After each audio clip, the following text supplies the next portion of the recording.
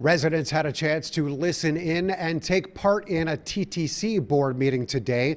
Last week, Mayor John Tory announced an increase in TTC fares, and that was certainly at the center of debate today before the overall city budget drops tomorrow.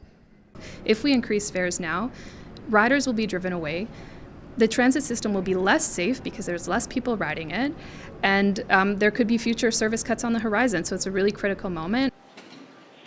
Another 10 cents per ride on top of the current rate of $3.25 has now been given the green light by the TTC board, still to go to City Council for final approval.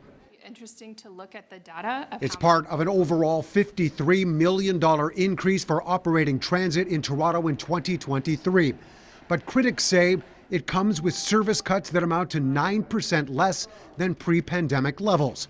All while there are options to find money elsewhere. They're really going after the wrong people, the lowest income people in our city, when, of course, the provincial and federal governments need to be investing in transit, but there's also transit funding tools like a parking levy on big malls and commercial properties that could generate hundreds of millions of dollars. So the fare increase is cruel. Despite pandemic-related budget shortfalls and calls for the province and federal government for help, Mayor John Tory has already announced funding for a variety of services, like keeping libraries open, as well as park washrooms and fountains running longer through the year. Those will come at the expense of some infrastructure projects, though, and some other programs. 7 newly elected councillors released a joint statement in support of more investment in community safety and well-being services through the city's Safe TO plan, ahead of budget details still to be released. What kind of influence can you as a councillor make through this process? Well, first of all, we have to ask questions.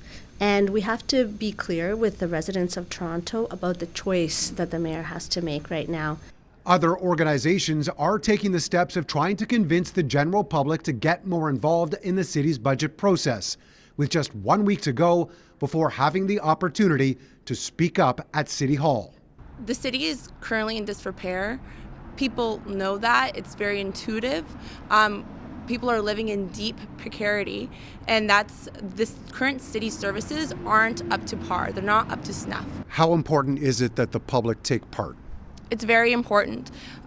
We know that this is the shortest budget process in the city's history, and the mayor has more power than he's ever had in the past. So local politicians, your local city councillor, has less power. The big question still to be answered as part of the budget process is how big the property tax increase will be this year. Mayor John Tory has always said he wants to keep it at or below the rate of inflation, which of course is skyrocketing right now. Last year, it was 2.9%. How low or high he's willing to go this time around is going to have an impact on pretty much everything in this city. Mark McAllister, City News.